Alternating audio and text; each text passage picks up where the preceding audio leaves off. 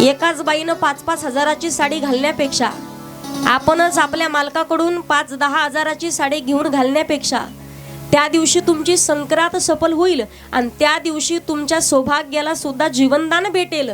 ज्या दिवशी तुम्ही गावातली जी बाई रोजानं काम करते ना, 200 रुपये रोजानं दिवसभर काम केलं तर ती पोट भरू शकते।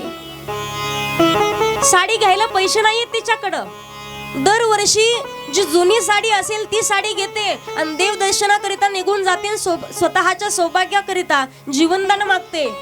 अशा एखाद्या बाईला फक्त 500 रुपयाची साडी घेऊन द्या, तुमच्या सौभाग्याच्या केसालाही धक्का लागणार नाही।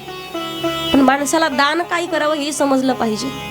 एखादा अनवाणी पायानं चालतोय, 1-1.5 महिन्यापासून पायात चप्पल घालण्याकरिता, चप्पल घेण्याकरिता पैसा नाही, 200 रुपयाची चप्पल घेऊन द्या त्या व्यक्तीला। काही गावात लोक मागणारे येतात, थंडीच्या दिवसामध्ये त्यांच्या अंगावर घेण्याकरिता काही नाही, एखादं ब्लँकेट घेऊन त्यांना द्या 200-400 रुपयाचं। दुसरं दान म्हणजे तरी काय?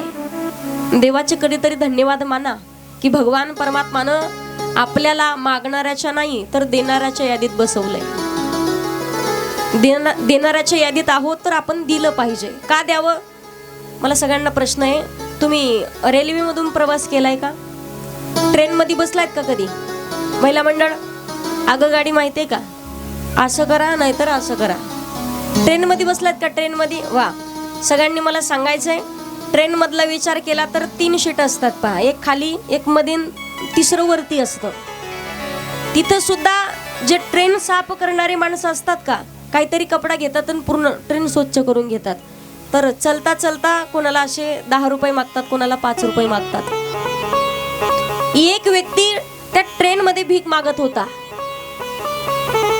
तो म्हणे दादा 10 रुपये तरी द्या। सगळ्यात वरती बसलेला व्यक्ती होता, त्याला अयोध्येला प्रभू श्रीरामाचं दर्शन घेण्याकरिता जायचं होतं।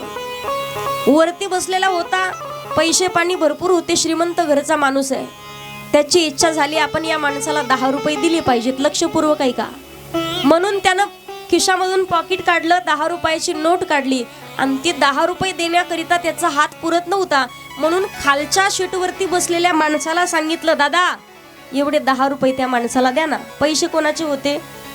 जोरात बोला, कोणाचे? वरच्याचे। दिली कोणाकडं? खालच्याकडं। दिली कशासाठी?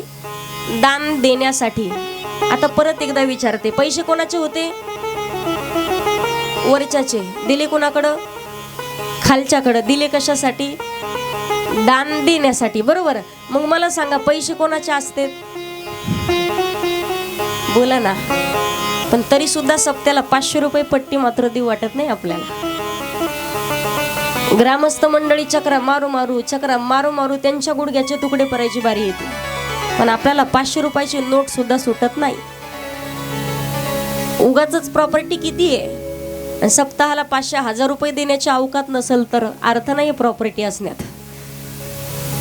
पाण्याचा झेरा असेल, झेऱ्याचा उपसा केला तर नवनवीन पाणी त्यात येत असतं, नाहीतर ते पाणी खराब होण्याची शक्यता असते, त्यात किडे आळ्या मुंग्या पडण्याची शक्यता असते।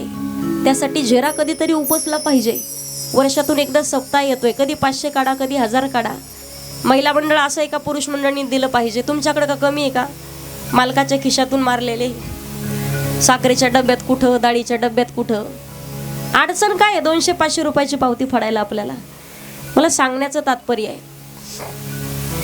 भगवान परमात्मा दान देण्याकरिता आपल्याकडे दिलेलं आहे, त्यासाठी दान देऊन भगवंताला प्राप्त करता येते।